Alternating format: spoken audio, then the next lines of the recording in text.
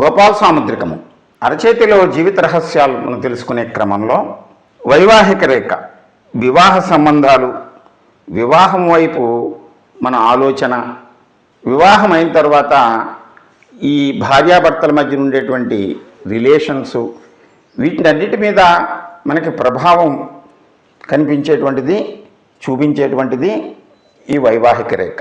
ఈ వైవాహిక రేఖ చిటికెన వేలు దిగువన హృదయ రేఖకు బుధస్థానంలో ఈ బుధవేలుకు దిగువన ఈ మధ్య భాగంలో ఉండేటువంటి రేఖ. ఈ రేఖ స్పష్టంగా ఉండి ఈ కొస చివర హృదయ రేఖ వైపు, అంటే వైవాహిక భావము హృదయముతోటి ముడిపడి ఉంటుంది కనుక హృదయ రేఖ వైపు, ఆత్మరేఖ వైపు వంగి ఉంటే అది ఖచ్చితమైనటువంటి వివాహ బంధానికి సూచికగా కనబడుతుంది. అదే క్రమంలో మనం ఈ క్షేత్రాన్ని మనం పరిశీలించినప్పుడు అరచే మృదువుగా, సున్నితంగా, శుక్రస్థానము ఉన్నతంగా, అదృష్టరేఖ స్పష్టంగా, హృదయరేఖ స్పష్టంగా ఉంటే అటువంటి రేఖ కలిగినటువంటి వ్యక్తుల యొక్క జీవితము, వైవాహిక జీవితము స్పష్టంగా చక్కగా కొనసాగుతూ ఉంటుంది.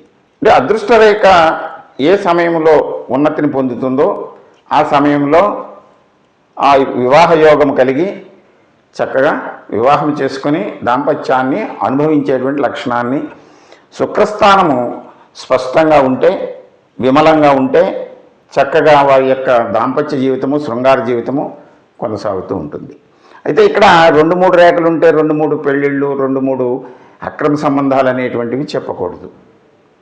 ప్రధానంగా వైవాహిక స్థితి వైపు ఈ మనసు ఎలా ఉంటుంది అనేటువంటిది మనం కొన్నిటిని పరిశీలించినప్పుడు ఈ వైవాహిక రేఖ ఇది ఇలాగా పైకి వచ్చినప్పుడు హృదయ రేఖ వైపు తిరిగి ఉండాలి ఒక రేఖ ఉంటే, లేదా 2 రేఖలున్నా 2 కూడా హృదయ రేఖ వైపు తిరిగి ఉంటే అది స్పష్టమైనటువంటి వైవాహిక జీవితం మీద ఆసక్తిని తెలియజేస్తుంది.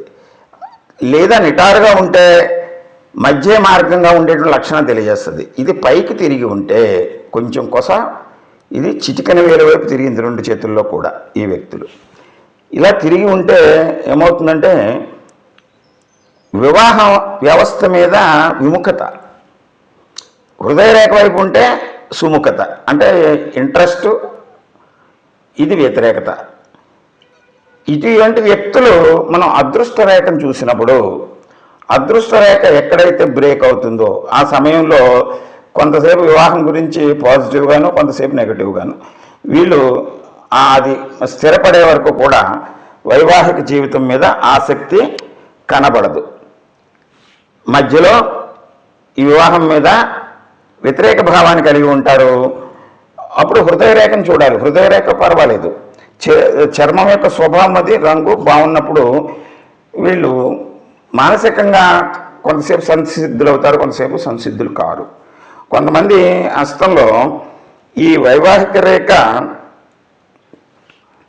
ఇలాగ 2 కింద ఉండి స్ప్లిట్ అయి ఉంటే, ఇలా మధ్యలో విడిపోయినట్టు ఉంటే అది వివాహము బంధాన్ని హృదయరేఖ వైపు తిరిగి ఉన్న వివాహ బంధాన్ని స్పష్టత కోల్పోయి అవగాహన రాహిత్యంతో డిస్టర్బెన్స్ కలగజేసుకుంటూ ఉంటారు.